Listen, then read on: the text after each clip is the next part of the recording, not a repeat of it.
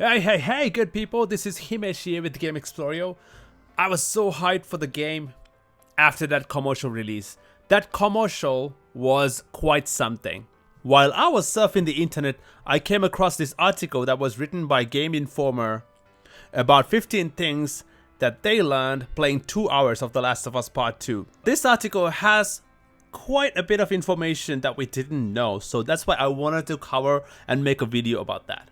Alright, the first thing is Ellie is angry. By now, if you are not living under a rock, you know this, that this game is based on hate and retribution.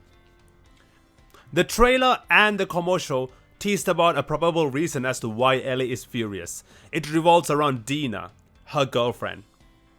Alright, but I have reason to believe that Dina is not dead. Based on the trailers and the commercials released, it's highly unlikely she is. And the next one they covered is Ellie can be funny. Guys, I wanted this because I know we are angry, we want to kill and make a mess out of it, but I want to see those intimate moments that Ellie has with her girlfriend, to care for her girlfriend, because Dina is not a familiar character to us.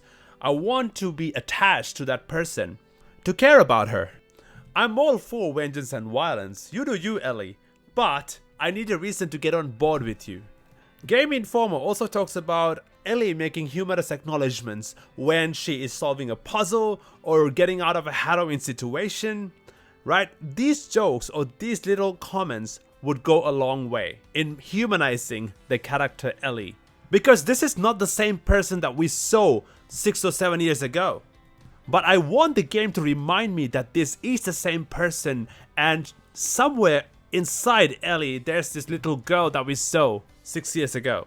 Now guys, Game Informer also talks about the stealth mechanics involved in this game. In the previous game, you can use stealth, but it's not quite effective because you are bound to get detected.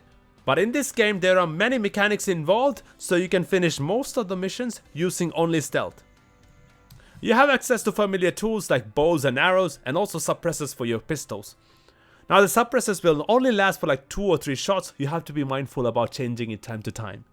And guys, one of the reviewers who was playing this game on survivor difficulty said it was appropriately brutal. So much so that when Ellie tried to evade a gunfight by diving underwater, the enemies could see right through and it would not hinder their aim in any ways. We expected this from the survivor mode, but guys, there's this crazy thing that I want to talk about. The game lets you customize your difficulty. Now, this is an interesting concept that I've never seen before. That means you are not bound to a certain difficulty level like easy, medium or hard, but you can fine-tune the difficulty levels to fit your playstyle. Now you can fine-tune elements like how much damage Ellie would take, or how perceptive the enemies are, and how plentiful the resources would be. Now this is a game changer when difficulty levels in a game is concerned.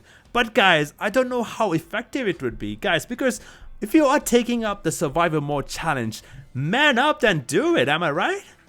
I mean, if survivor mode is too difficult to you, go back to the easy mode and play like a bitch, right? No offense to people who are playing on easy mode, alright? I'm just saying, right? But for me, it's kind of redundant, because if you are playing on survivor mode, you expect to be challenged.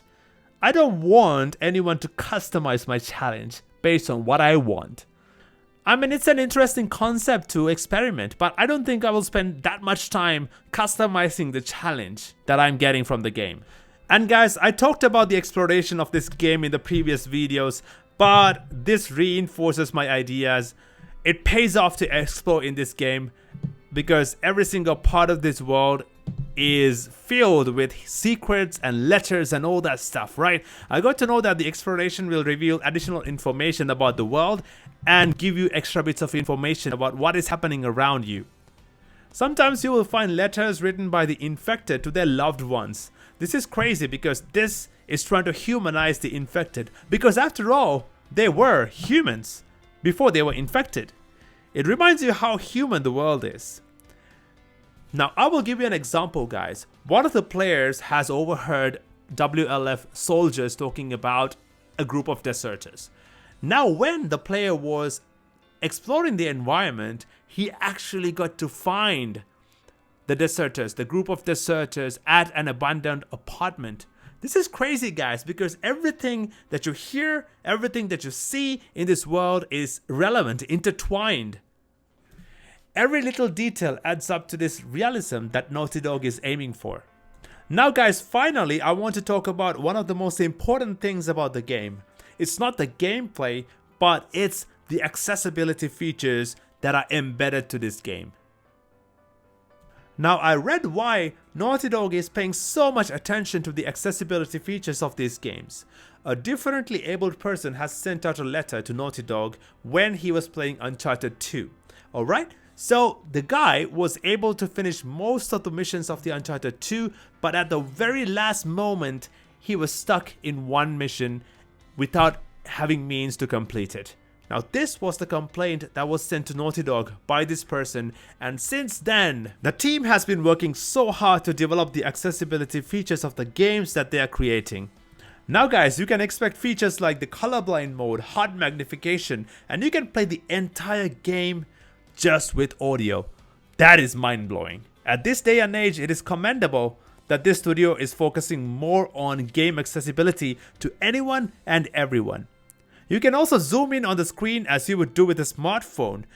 There are 60 different accessibility options in the game's menu.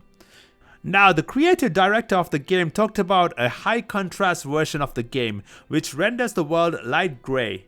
Now guys, the enemies will turn red while allies would turn blue in this version. Now this is especially useful for people with low vision.